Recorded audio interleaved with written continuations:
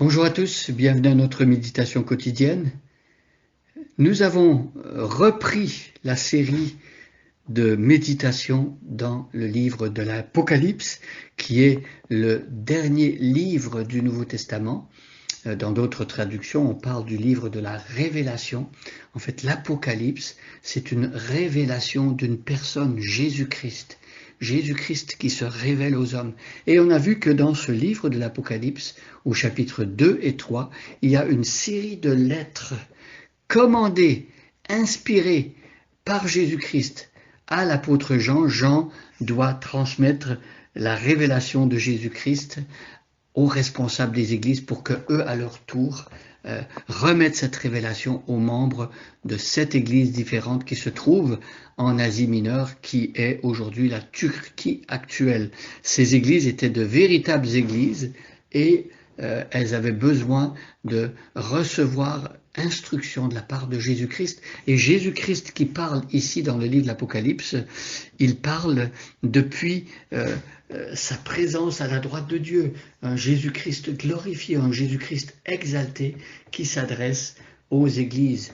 Et donc, ces révélations sont importantes pour l'église à qui la lettre était adressée, évidemment. Mais le texte et chaque église qui reçoit ces messages, on voit qu'à la fin, il est écrit que celui qui a des oreilles entende ce que l'Esprit dit aux églises au pluriel. Donc, ça nous concerne. Ce que Jésus a pu inspirer à Jean pour l'église de Laodicée, eh bien, ce sont des leçons, ce sont des instructions qui sont aussi importantes pour nos églises. Donc, écoutons bien ce que ici l'apôtre Jean nous laisse dans son Apocalypse inspiré par Jésus. Hier, on a vu le verset 14, maintenant je vais lire le verset 15. À l'ange de l'église qui est à Laodicée, écrit, voici ce que dit celui qui s'appelle Amen, le témoin digne de foi et véridique, celui qui est au commencement de la création de Dieu. Verset 15. Je connais ta conduite et je sais que tu es ni froid ni bouillant. Ah, si seulement tu étais froid ou bouillant. Encore une fois, on retrouve ce petit bout de phrase qui revient pour plusieurs églises. Je connais ta conduite. Le Seigneur Jésus sait, et on l'a dit, on le répète, Jésus sait ce qui se passe dans le secret des cœurs, bien sûr, et il sait surtout ce qui se passe dans chacune des églises. Parfois, on peut être comme trompé par des apparences. On regarde de loin ce qui se passe dans certaines églises et on se dit « Waouh, c'est fantastique !»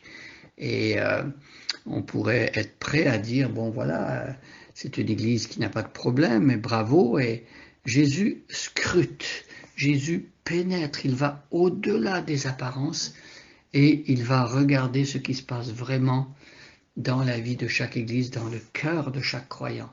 Et ici, il dit « Je connais ta conduite ». Il dit cela aux chrétiens de Laodicée. Jésus voit comment les gens dans cette église se conduisent. Et il dit, je sais, je sais. Jésus sait. Jésus ne fait pas d'approximation. Quand il évalue, ce n'est pas un à peu près, ou peut-être que c'est un peu comme ça, ça me semble être comme cela, ce genre d'attitude que nous, êtres humains, nous avons quand nous essayons d'évaluer les choses, parce que nous n'avons pas l'omniscience, et nous ne voyons pas tout, nous n'avons pas le regard de Jésus pour scruter, même dans l'invisible, dans le plus secret des cœurs.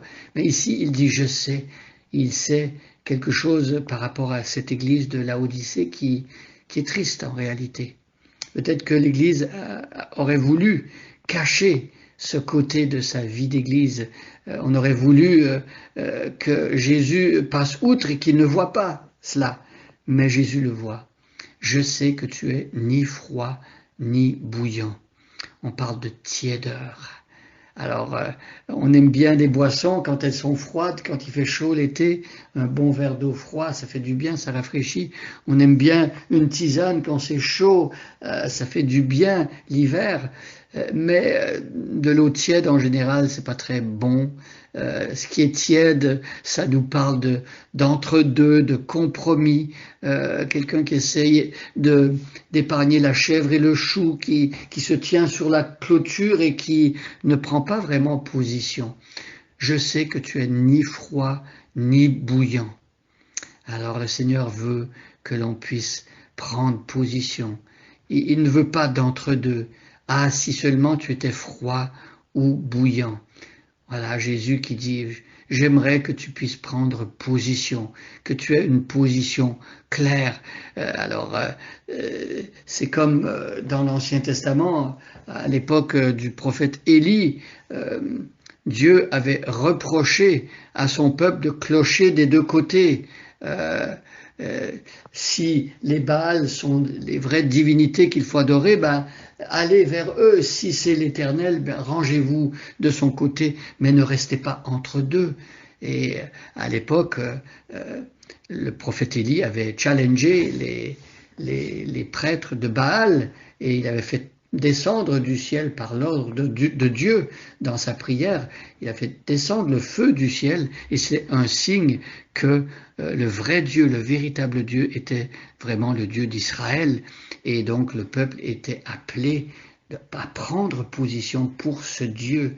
Alors, si vous avez eu des preuves indéniables, si vous savez, parce qu'il a agi dans votre vie, parce que vous l'avez vu agir dans votre église, et vous l'avez vu se manifester dans le monde de toutes sortes de façons, si vous savez qu'il est le Seigneur, eh bien, n'hésitez pas à prendre position pour lui. Mettez tous vos œufs dans le même panier. Allez-y franco et réservez toute votre adoration au Seigneur qui en est digne. Ne soyons pas ni froids ni bouillants, ne soyons pas tièdes, mais soyons brûlants, ou soyons remplis de fraîcheur pour Dieu, on peut voir d'un côté ou de l'autre, mais ne soyons pas entre les deux. Prenons position aujourd'hui. Que le Seigneur soit avec vous. Soyez bénis. Bonne journée à chacun et à chacune.